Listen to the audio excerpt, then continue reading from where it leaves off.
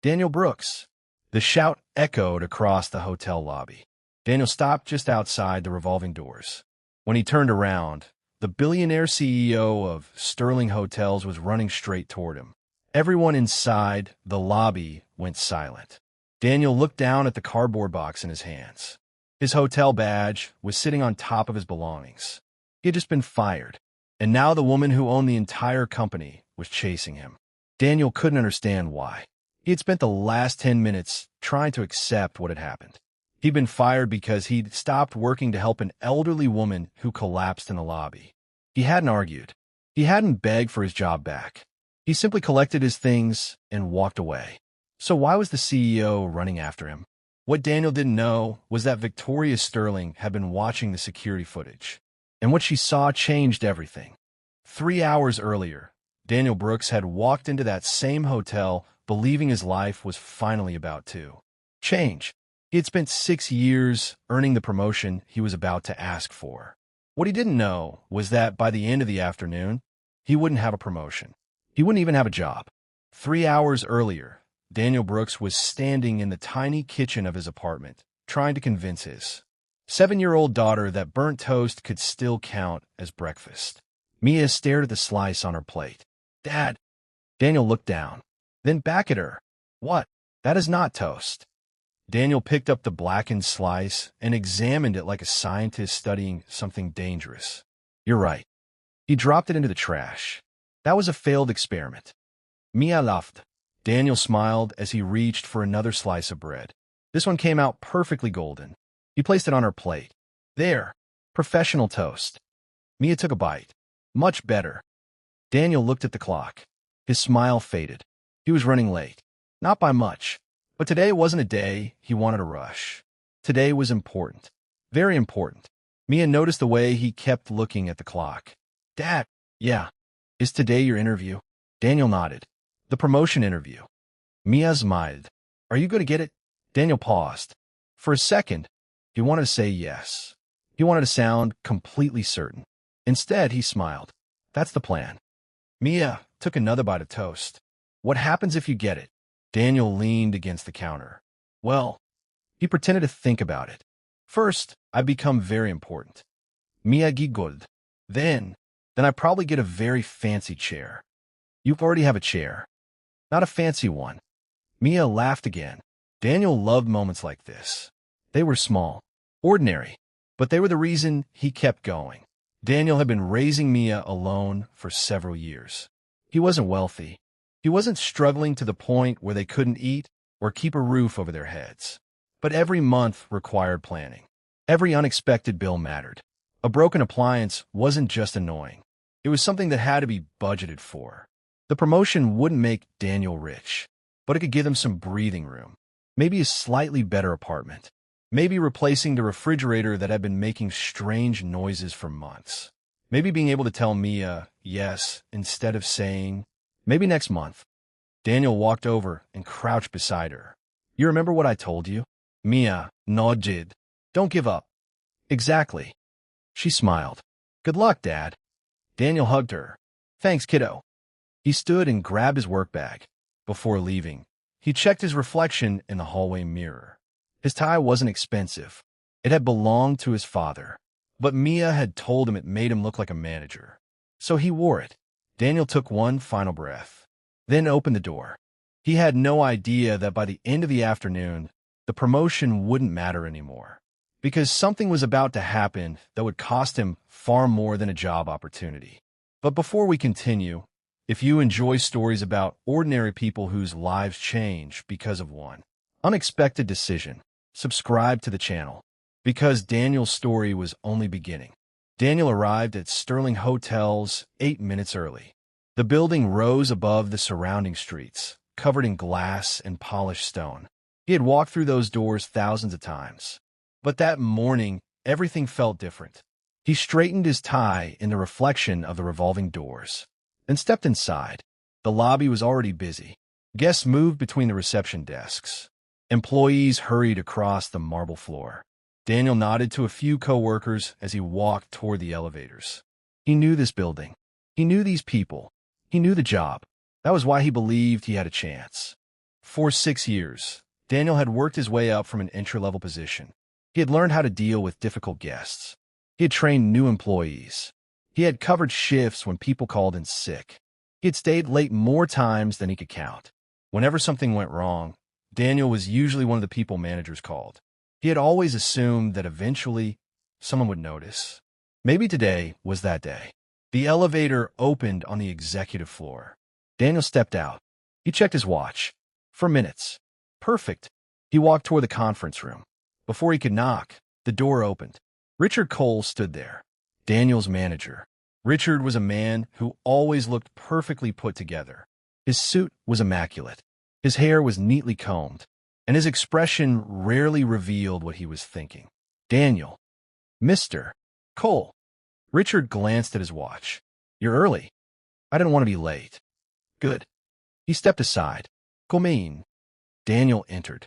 A folder was sitting on the table. Daniel recognized it immediately. His employee record. He sat down. Richard took the chair across from him. You've been with us for 6 years. Richard began. Daniel nodded. Your attendance is good. Your guest satisfaction numbers are above average. Thank you. But this position requires more than simply doing your job well. Daniel remained quiet. I understand. Richard opened the folder. You'd be supervising employees who have been here almost as long as you have. I know. Some are older than you. Daniel nodded. I don't think that would be a problem. Richard looked up. Why? Because leadership isn't really about age. Daniel paused. It's about whether people trust you to make the right decision when something goes wrong. Richard studied him. And you think people trust you? Daniel thought about it. I think they know I'll help if they need me. Richard leaned back. For a moment, Daniel thought that might have been the right answer. Then Richard closed the folder. That's actually part of the problem. Daniel's expression changed. What do you mean? You're too involved. Daniel frowned. I don't understand. You're always helping someone. Richard counted on his fingers. Covering shifts. Staying late. Training people who aren't your responsibility. He looked directly at Daniel. That might make you a good employee. A pause. It doesn't necessarily make you management material. Daniel sat quietly. Then he asked the question he had been afraid to ask. So, I'm not getting it. Richard didn't answer immediately. He didn't have to. Daniel already knew. There's another candidate. Richard finally said. Daniel looked down. Who? Richard gave him the name. Daniel knew the person. Someone who had been with the company for less than a year. Someone who had never worked the same difficult shifts Daniel had. Daniel forced a smile. Congratulations to them. Richard looked slightly surprised. You're taking this well. Daniel stood. There's not much else to do. He reached the door, then stopped. Can I ask you something? Richard looked up. Sure. Was there anything I could have done differently? Richard hesitated, then said, You need to stop acting like you're responsible for everyone. Daniel absorbed that. He nodded. Okay. Then he walked out. The elevator ride back to the lobby felt much longer than the ride up. 6 years. 6 years of believing that if he worked hard enough, someone would eventually notice. Maybe he had been wrong. When the elevator doors opened, Daniel stepped into the lobby. He adjusted his tie, then noticed an elderly woman sitting near the windows. At first, Daniel almost kept walking. He had already had a disappointing morning. He wanted to get back to work and forget about the interview. But something about the woman caught his attention. She was sitting alone. One hand rested against her chest. Her other hand gripped the armrest beside her. She looked pale. Daniel slowed. He looked around the lobby. Several people were walking past her. Nobody seemed to notice. Maybe she was fine. Maybe she simply needed a moment. Daniel took another step, then stopped. The woman's hand slipped from the armrest. She tried to stand. Her knees gave way. Daniel dropped his bag. He rushed toward her. Mom. She didn't answer. Daniel knelt beside her. Can you hear me? Her eyes opened slightly. She tried to speak, but the words barely came out. Daniel looked toward the front desk. Call emergency services. One of the receptionists immediately grabbed the phone. Daniel stayed beside the woman. Help is coming. Her hand reached for his wrist. Daniel gently held it. I'm here. He looked at her face. You're not alone. A security officer hurried over. What happened? She collapsed. Should we move her? No. Daniel shook his head. Let's wait for medical help. The security officer nodded and moved toward the entrance. Daniel stayed where he was. He didn't know her. He didn't know her name. He didn't know why she was at the hotel. And he certainly didn't know that helping her would change his life. All he knew was that someone needed help. Then a voice came from behind him. Daniel. He turned. Richard Cole was walking rapidly across the lobby. His expression was irritated. What are you doing? Daniel looked at him. She collapsed. I can see that. I'm waiting for the paramedics. They've already been called. Good. Richard pointed toward the reception area. Then get back to your station. Daniel stared at him. Sir, you have responsibilities. Daniel looked at the woman. She needs someone here. There are security officers and reception staff. But I'm already here. Richard stepped closer. Daniel, I don't have time for this. Daniel lowered his voice. With respect, sir, I can't just leave her. Richard's jaw tightened. You've already been warned about stepping away from your assigned area. Daniel remembered. He had received warnings before. One for helping an elderly guest with luggage. Another for staying late to help a new employee. He had never thought much about either one. But now Richard's tone sounded different. I'm not abandoning my station. Daniel said, I'm helping a guest. Richard stared at him, then said, Daniel, get back to work. Daniel looked at the woman, then back at Richard. When Richard frowned, Daniel's voice remained calm. When I know she's safe. Richard's expression hardened. You're making your choice. Daniel turned back toward the woman. He didn't say another word. A few minutes later, the paramedics arrived. They took over. Daniel finally stood. One of the paramedics looked at him. Were you with her when she went down? Yes. Did she hit her head? I don't think so. The paramedic nodded. You did the right thing. Daniel gave a tired smile. Thank you. The woman was placed carefully onto the stretcher. As they wheeled her toward the entrance, she looked back at Daniel. Their eyes met. For just a second, she smiled. Daniel smiled back. Then she was gone. Daniel exhaled. It was over. Or so he thought. Richard was still standing behind him. Daniel. Daniel turned. Come to my office. Daniel followed Richard upstairs. Neither man spoke. When they reached the office, Richard opened the door. Daniel stepped inside. An envelope was sitting on the desk. His name was printed across the front. Daniel stared at it. What is that? Richard closed the door. Sit down. Daniel remained standing. What happened? Richard took a breath. Your employment with Sterling Hotels is being terminated effective immediately. Daniel didn't move. For a second, he thought he had misunderstood. I'm sorry. Richard pushed the envelope toward him. You were instructed to remain at your assigned station. Daniel looked at the envelope. I was helping a guest who collapsed. That isn't the issue. Then what is? You left your assigned position without authorization. Daniel stared at him.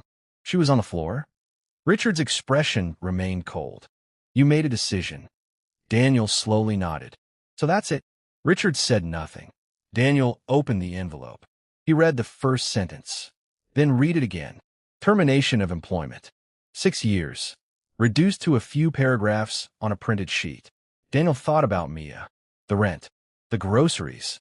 The promotion he had hoped would make things easier. Now he had none of it. His voice became quieter. Is there anything I can say? Richard shook his head. No. Daniel looked at him. You're firing me because I helped her? Richard's answer was immediate. I'm firing you because you failed to follow instructions. Daniel stared at him for a long moment. Then he picked up the pen. He signed. Richard watched him. Daniel stood. Where do I get my things? Someone will bring them down. Daniel nodded. He walked out.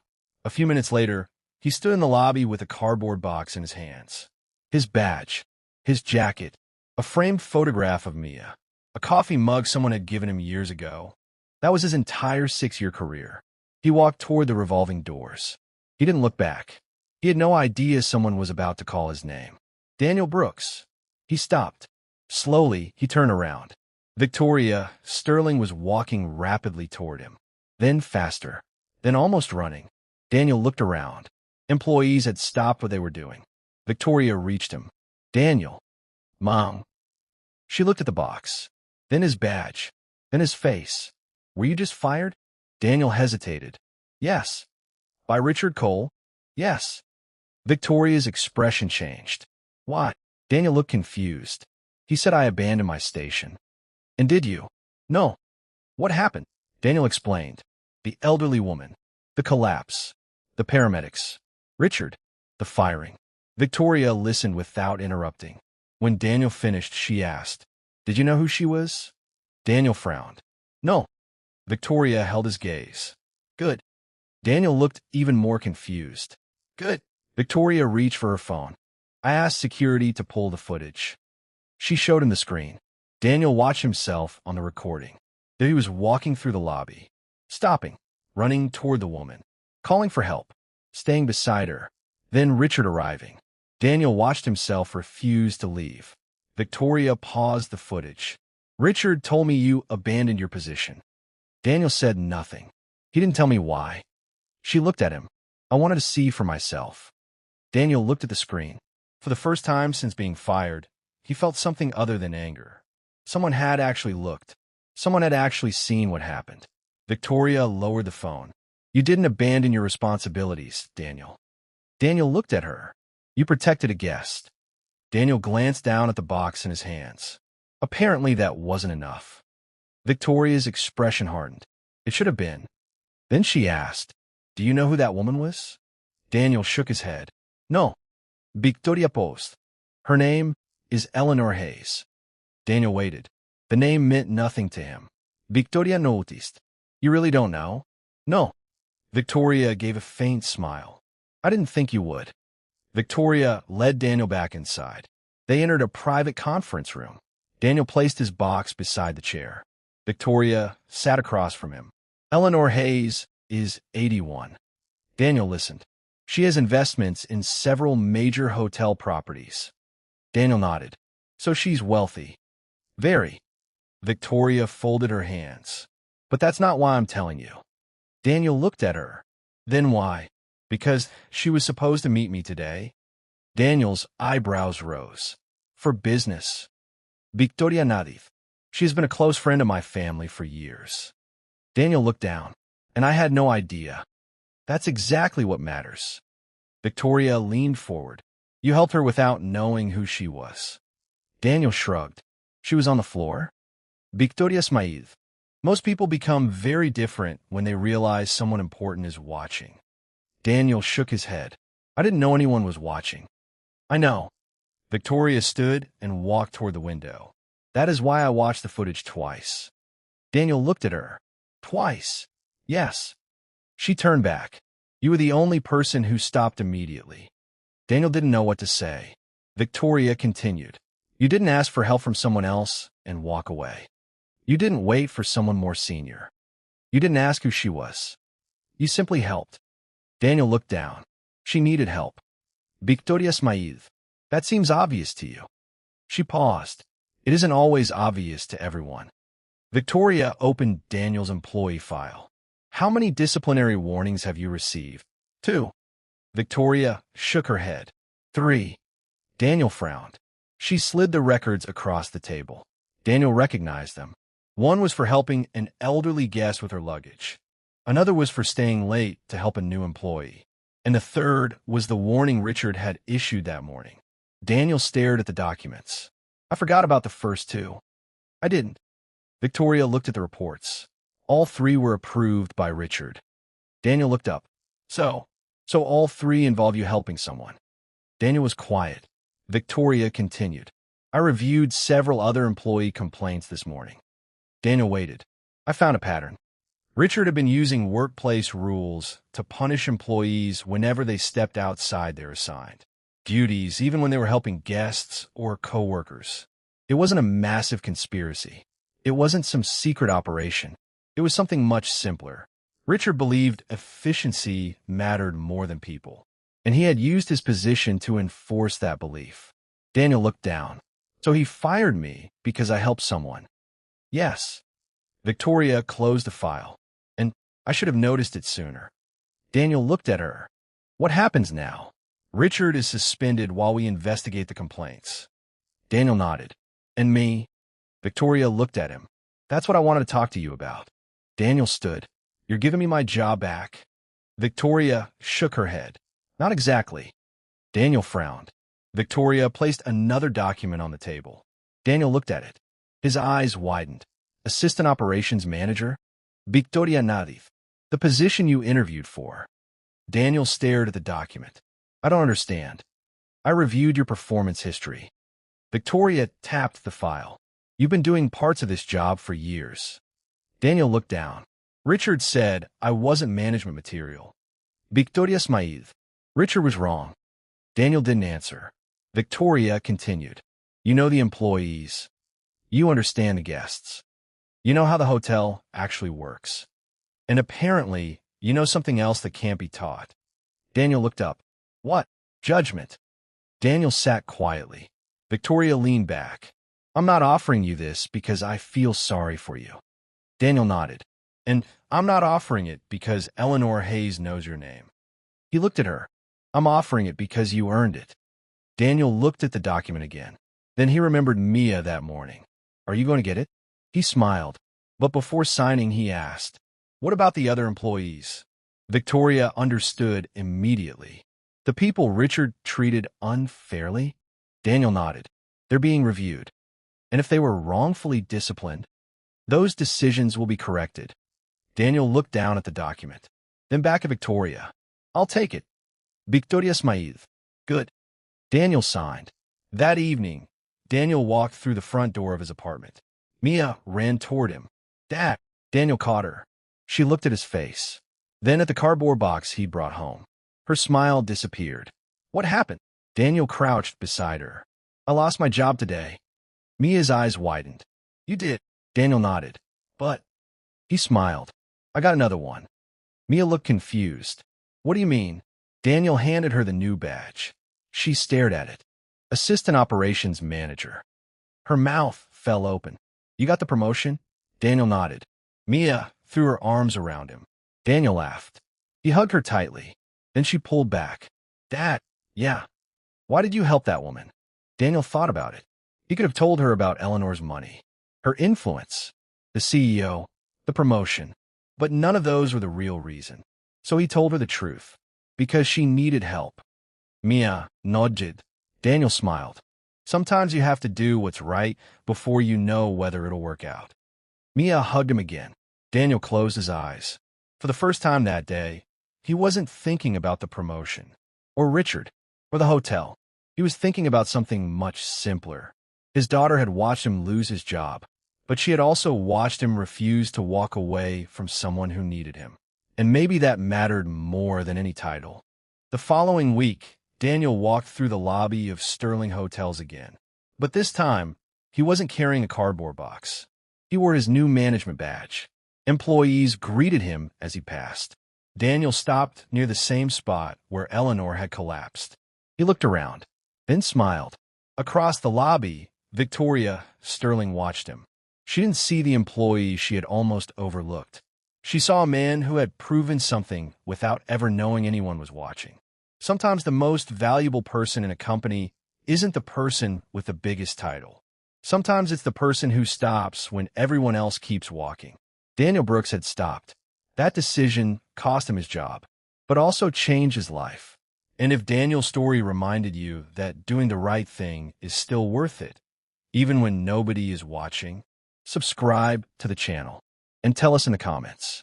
Would you have made the same choice Daniel did?